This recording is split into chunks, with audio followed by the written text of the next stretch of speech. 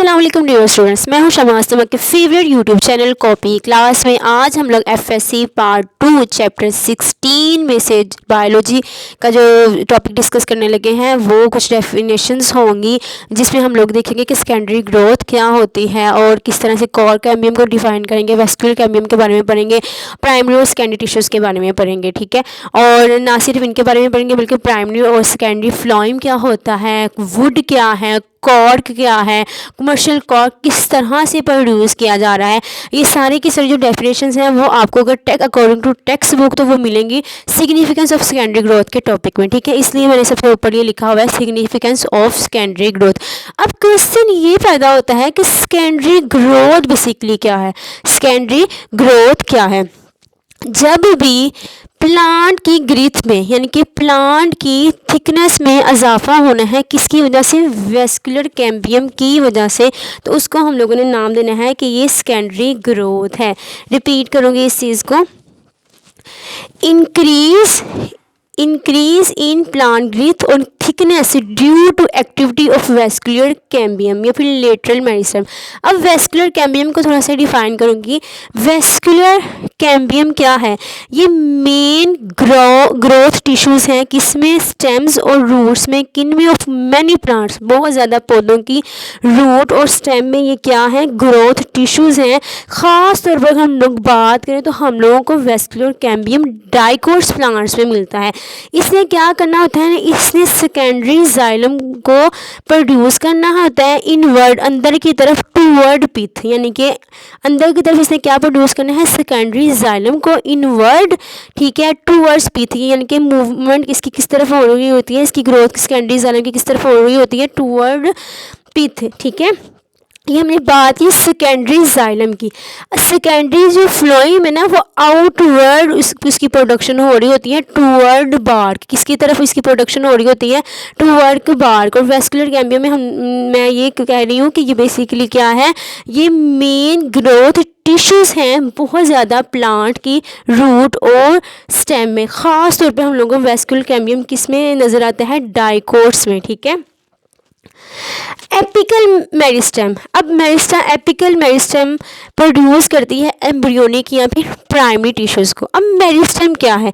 Basically हम लोग meristem कहते हैं tissues in which growth occur in plant. ये वो टिश्यूज़ होते हैं जिसके ज़रिए जो क्या करता है, पौधा क्या करता है, वो ग्रोथ करता है, ये मेरिस्टेम है। अब बात करते हैं कि एपिकल मेरिस्टेम क्या है। ग्रोथ रीजन होता है किसमें? प्लांट के, पौधे के अंदर ये ग्रोथ रीजन होता है जो कि पाया जाता है विद इन रूट टिप के अंदर। ठीक है, और न्यू शूट्स में, लीव्स में हम लोग को ये नज़र आता है। ये क्या है? बेसिकली एपिकल मेरिस्टेम क्या है? ये प्लांट में ग्रोथ रीजन है। ठीक है, और बहुत ज़्यादा रूट टिप में, शूट्स में, न्यू लीव्स वगैरह में एग्जिस्ट करते हैं। क्लियर है ये चीज़?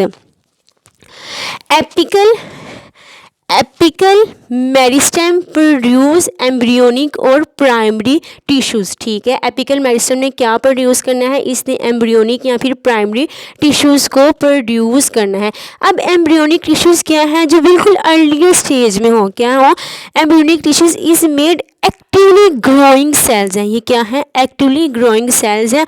और ये बेसिकली ये इस वजह से डिस्क्राइब की जाते हैं कि अर्ली फॉर्मेशन ऑफ टिश्यूज़ हो रही होती है in first stage of growth. ठीक है, इसमें क्या होता है कि अर्ली फॉर्मेशन ऑफ टिश्यूज़ है किसमें?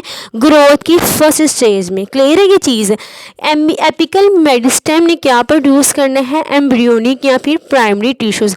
अब एम्ब्रियोनिक और प्राइमरी टिश्यूज़ की प्रोडक्शन के बाद क्या होता है कि स्टेम और रूट बिगन टू थिक, ये क्या होना शुरू हो जाती है? मोटी होना शुरू हो जाती है। किसके ज़रिए होना शुरू हो जाती हैं? सेकेंडरी ग्रोथ के ज़रिए ये क्या होना शुरू हो जाती हैं? मोटी होना शुरू हो जाती हैं। ठीक है, इनमें थिकनेस आ जाती है। अगर हम बात करें इसकी एग्जांपल की तो secondary growth is most evident, हमें ज़्यादा प्रोमिनेंट नज़र आ रही होती है किसमें? वुडी पेरिनियल प्लांट्स में। वुडी पेरिनियल प्लांट्स वो वाले प्लांट्स जो बहुत सालों तक क्या कर सकें? ग्रो कर सकें। ठीक है, लाइक ट्रीज, श्रब्स, वीन्स वगैरह। अब सेकेंडरी ग्रोथ की अक्रंस कहाँ पे होती है? अक्रंस ऑफ सेकेंडरी ग्रोथ ये कब होती, कहाँ होती है? जब भी सेल डिवीजन हो किसमें? कोर कैम्बियम में और वेस्कुलर कैम्बियम में तो सेकेंडरी ग्रोथ की अक्रंस होती है। Occurrence of secondary growth in cell division किस में होती है, इनके में सेल डिवीजन होती है कोर कैम्बियम में और वेस्कुलर कैम्बियम में।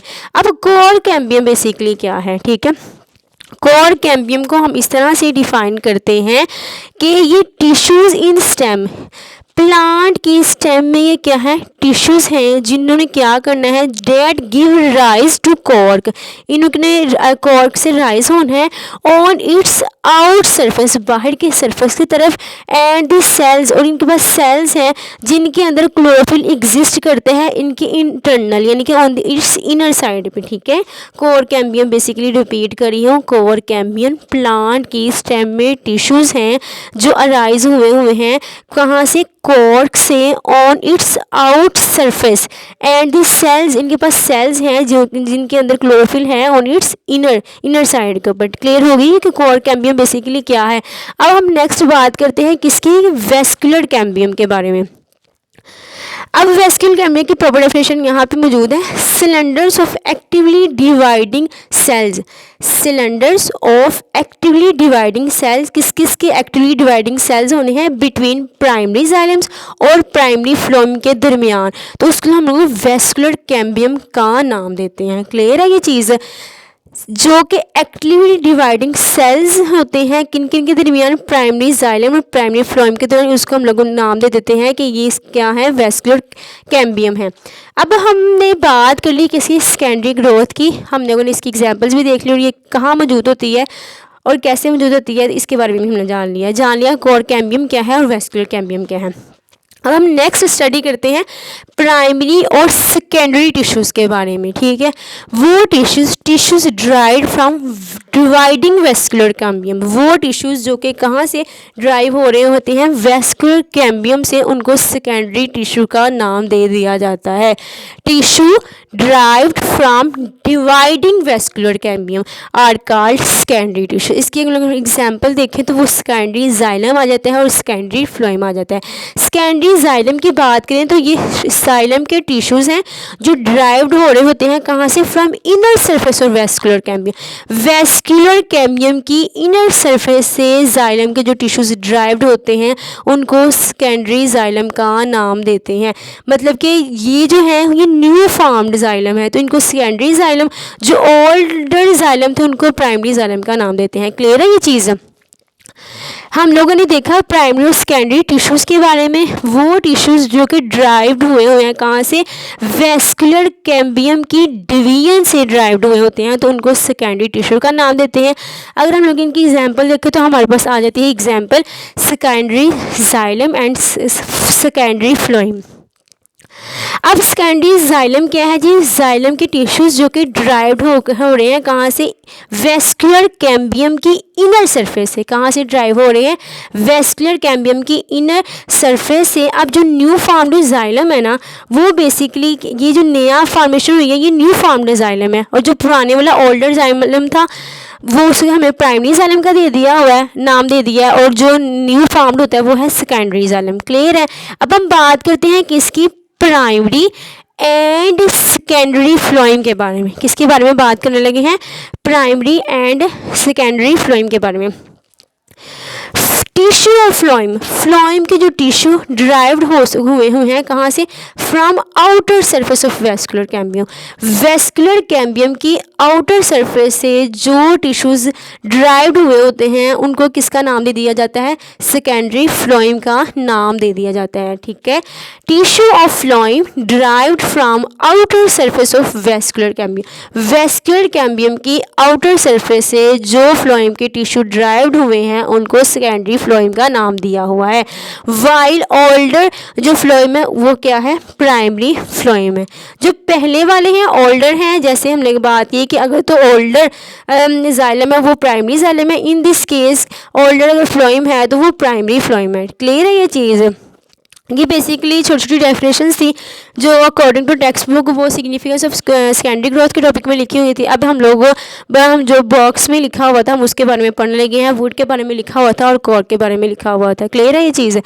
वुड क्या है जी, wood basically quality commercial use of wood is determined. कि हम लोगों को कैसे पता चलेगा कि इस वुड का यहाँ पर बेहतरीन بہترین استعمال ہے, ٹھیک ہے. کوالٹی اس کی کیسی ہے اور اس کا کمرشل یوز کیسے کرنا ہے, تو یہ اس کو ڈیٹرمنیٹ کیا جاتا ہے, اس کو جانا جاتا ہے کس کے ذریعے جانا جاتا ہے, اس کی ڈینسٹی کتنی ہے, اس کا ہارڈنس کیسی ہے, فلیکسیبلٹی کیسی ہے, شاک ریزسٹنس کیسا ہے, کمپریشن اسٹرینتھ کیا اور اس کا ٹیکسچر کیا ہے. ان شارٹ میں یہ نیمز یاد کرنا بہت ضروری ہے, ٹھیک ہے. اگر ہم لوگ انشاءاللہ with the passage of time further ہم لوگ 1 بائی 1 اس کو ڈسکس کریں گے کہ کس طرح سے یہ کوالٹی بتاتی ہے اور اس کا کمرشل یوز بتاتی ہے. ان شارٹ میں آپ کو یہ بتا دوں, دیکھیں جو واٹر ایبزارونگ کچھ ووڈ ہوتی ہیں, کچھ فرنیچر بنانے کے کام آتی ہے, کچھ میڈیسنز بنانے میں کام آتی ہیں. ڈفرینٹ ووڈ کا ڈفرینٹ کمرشل یوز ہے. ڈینسٹی گاڑھا پن, ہارڈنس کہ وہ کتنی وہ ہارڈ ہے, وہ کتنی اسٹرانگ ہے, ٹھیک ہے. شاک ریزسٹنس مطلب کہ کتنا کہ وہ مزاحمت اختیار کر سکتی ہے, خود کو اسٹیبلائز رکھ سکتی ہے, ٹھیک ہے. اس کی ساخت کیسی ہے, ٹھیک ہے. یہ ساری چیزیں دیکھ کر ہی اس کا کمرشل یوز کیا جاتا ہے, کس کا, ووڈ کا کیا جاتا ہے. اب یہ تھی تھوڑی سی بات ووڈ کے بارے میں. اب بات کرتے ہیں اکارڈنگ ٹو سلیبس ہے ساری چیزیں آلموسٹ وہی ہیں, کچھ ایکسٹرا نہیں میں کرواتی اپنے لیکچرز میں, تاکہ ڈیفیکلٹی نہ فیل ہو اسٹوڈنٹس کو, وہ ایزیلی اٹیمپٹ کر سکیں according to syllabus.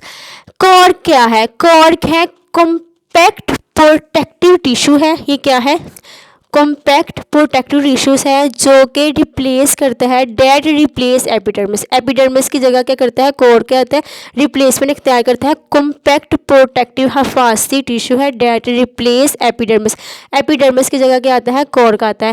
As outer cellular, اس کی پودوں میں ایک باہر والی سیلولر لیئر ہوتی ہے, اس کو کور کا نام دے دیا جاتا ہے, ٹھیک ہے. ڈیٹ شو جو کہ اس بات کا اظہار کرتا ہے کہ secondary growth is called cork. Clear ہے یہ چیز.